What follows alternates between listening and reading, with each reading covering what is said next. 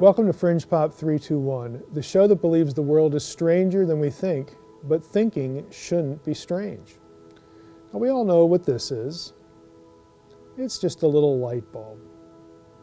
But do we know the story of how we got light bulbs? Now, the long process of inventing what is more technically known as the incandescent light bulb began 150 years ago, or so we're told. Many scientists and inventors contributed to the idea, but Thomas Edison usually gets credit for the invention, circa 1879. But what if the real truth is being hidden from us? If you watch Ancient Aliens, you've been told that the light bulb was a technology known to, you guessed it, the ancient Egyptians. Now, what in the world would be the basis for such an idea? What would that claim possibly be based on? Well, let's find out. Now, folks who watch Ancient Aliens or who look for things like lost technology on the internet have likely seen this picture.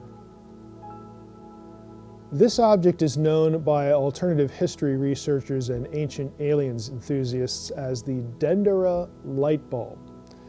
The carved picture is found on a wall in the Dendera temple complex dedicated to Hathor, which is located less than 2 miles southeast of Dendera, Egypt.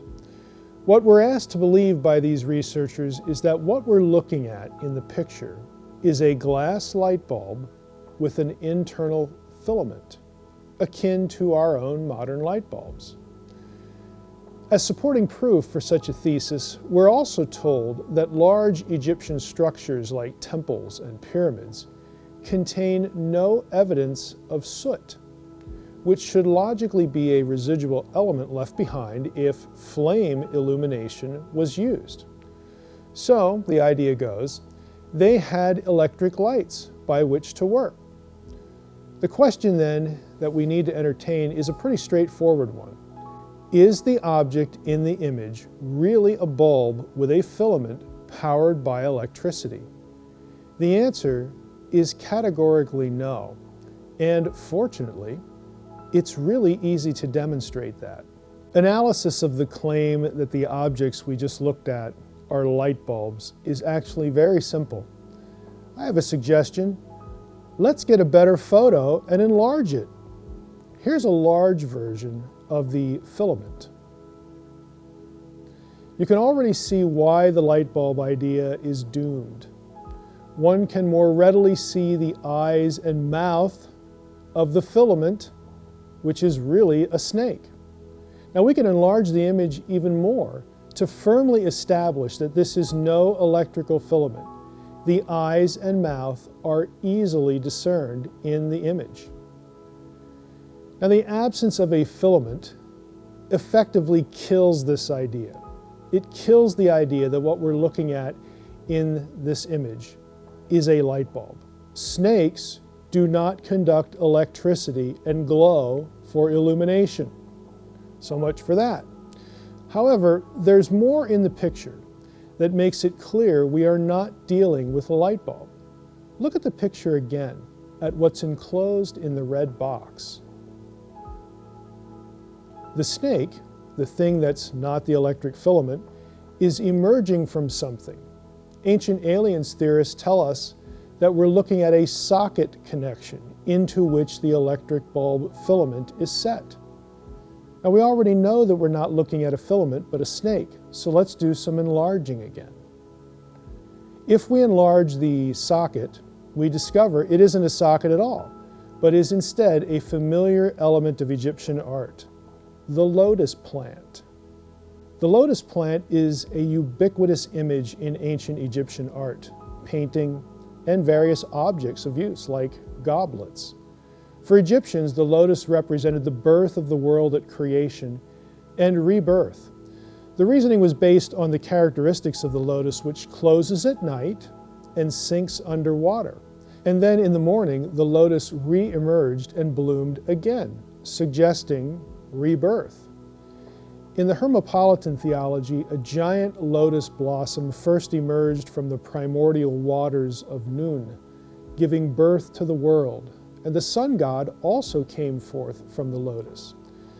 Since the sun sank beyond the horizon each night and re-emerged each day, it, as well as the lotus, symbolized rebirth after death.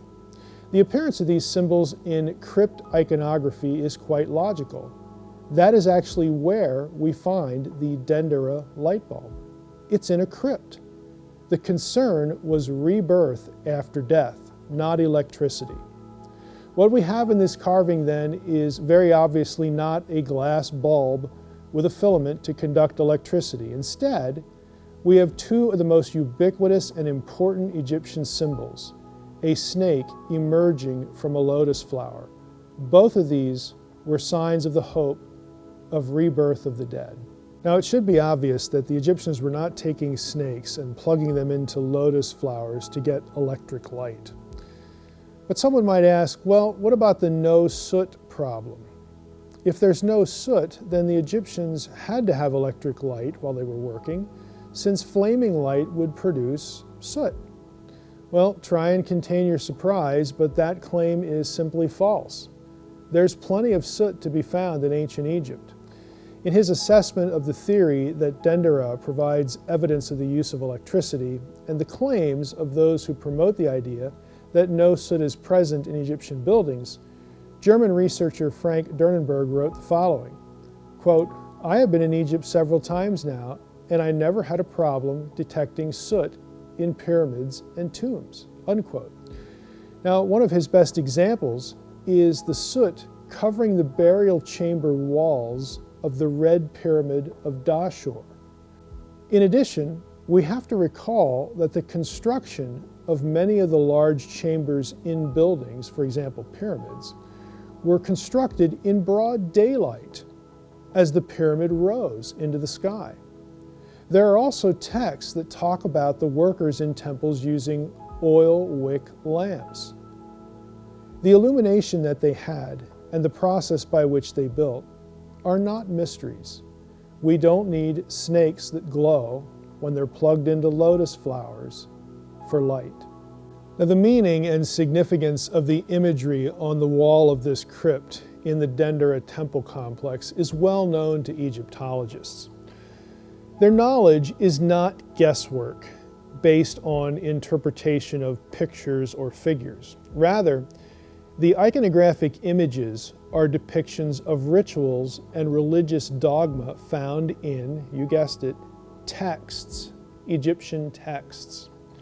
Egyptian religion is pretty esoteric to our ear and our taste, our ways of thinking. You can check the sources on the episode page for what I'm going to say, but in briefest terms, the serpent and lotus appear elsewhere in the Dendera crypt, significantly inside a bark or ship. There are a series of inscriptions above the alleged light bulbs in the crypt, in our image. That's the sort of thing Ancient Aliens shows and websites don't tell you. We actually have texts that tell us what's going on in the picture. The texts describe the journey of the deceased to the afterlife for rebirth. Remember, the serpent and the lotus were symbols of rebirth. The serpent in the Dendera material represents Horus. This is why the serpent is often simultaneously depicted with or as the Horus falcon.